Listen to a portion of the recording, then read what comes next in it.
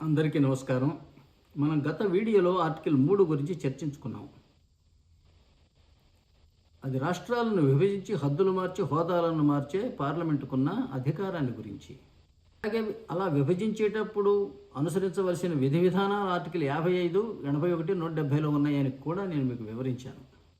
ఈ వీడియోలో మనం ఆర్టికల్ 4 గురించి చర్చిద్దాం. ఆర్టికల్ 4లో ఏముంటుంది అంటే, ఆర్టికల్ 3 కింద చేసిన రాష్ట్రాల విభజన,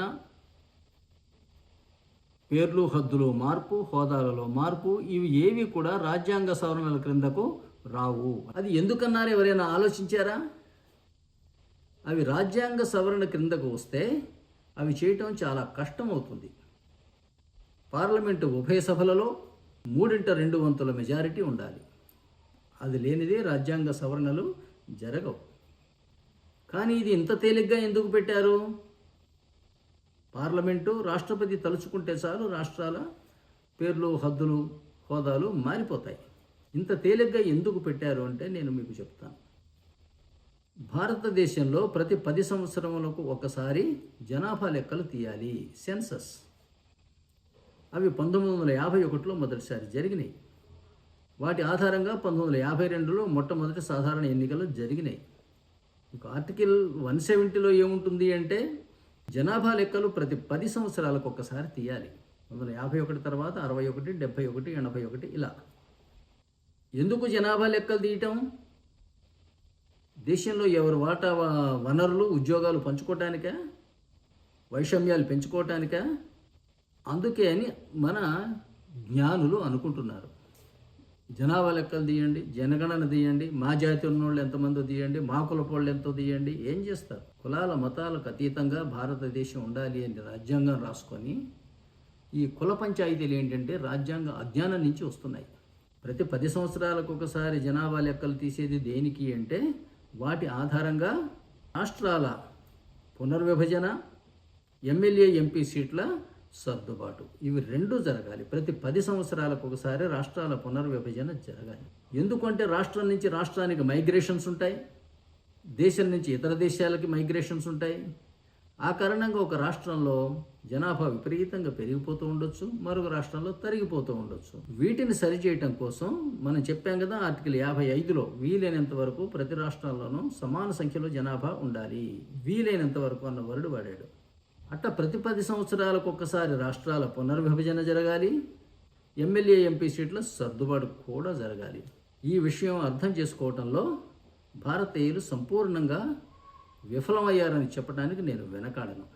మనకి 84, 87 రాజ్యాంగ సవరణలు చేశారు 2001 మరియు 2003లో. ఏమని? 2026 తర్వాత చేయబోయే జనగణన, దాని మీద ఆధారపడి జరిగే ఎన్నికలు, అప్పటి వరకు కూడా ఎమ్మెల్యే ఎంపీ సీట్ల సర్దుబాటు, రాష్ట్రాల పునర్విభజన జరగదు అని రాసుకున్నారు. ఇది ఎంత ప్రజాస్వామ్య ద్రోహమో చూడండి. సమానతలు ఏర్పడిపోతున్నాయి ఒక్కో రాష్ట్రానికి మధ్యలో.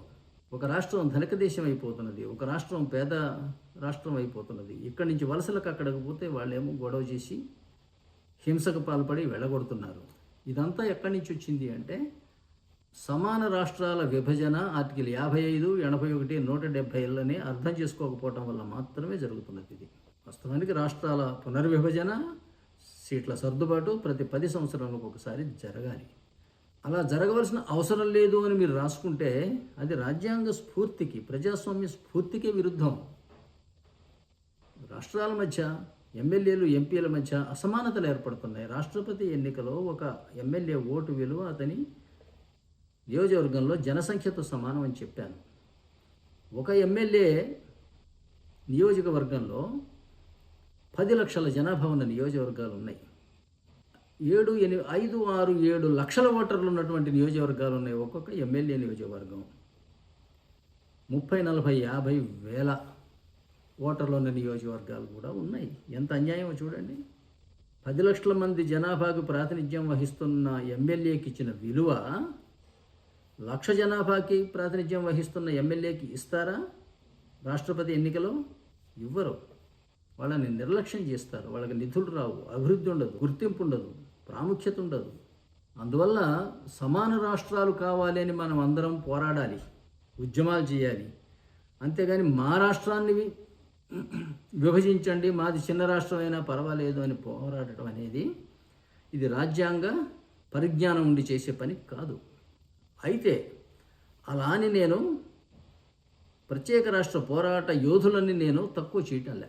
గత 70 ఏళ్లలో ఇలా జరుగుతున్నది కాబట్టి, అసమాన రాష్ట్రాలు మీరు విభజిస్తూనే ఉన్నారు కాబట్టి, జార్ఖండ్ వగైరా, ఛత్తీస్గఢ్ వగైరా చిన్న చిన్న రాష్ట్రాలు కూడా ఏర్పాటు చేశారు కాబట్టి, మా ప్రాంతానికి అన్యాయం జరుగుతుందన్న భావనతోటి మేము సపరేట్ రాష్ట్రం కావాలని కోరుకున్నాం.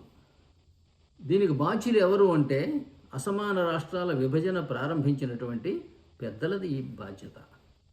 ఇప్పటికైనా సరే చైతన్యం తెచ్చుకొని రాష్ట్రాన్ని సంపూర్ణంగా వీలైనంత వరకు సమాన సంఖ్యలో జనాభాలు, సమాన సంఖ్యలో ఎమ్మెల్యేలు, సమాన సంఖ్యలో ఎంపీలు ఉండే విధంగా విభజించుకోవాలి. విడిగా ఉన్న కేంద్రపాలిత ప్రాంతాలను వాటికి అనువైనటువంటి ఉపయోగాలకి వాడుకోవచ్చు. ఈ వీడియోను శ్రద్ధగా విన్నందుకు మీకు కృతజ్ఞతలు. ఇలాగే రాజ్యాంగంలోని ప్రతి అంశం మీద వ్యాఖ్యానంతో మీ ముందుకు వస్తాను. దయచేసి ఈ వీడియోని షేర్ చేయండి, సబ్స్క్రైబ్ చేయండి. ఈ వీడియో మీద మీ అభిప్రాయాలు తెలియజేయండి. మీ విలువైన అభిప్రాయాలకు నేను సమాధానం ఇచ్చే ప్రయత్నం కూడా చేస్తాను. సెలవు.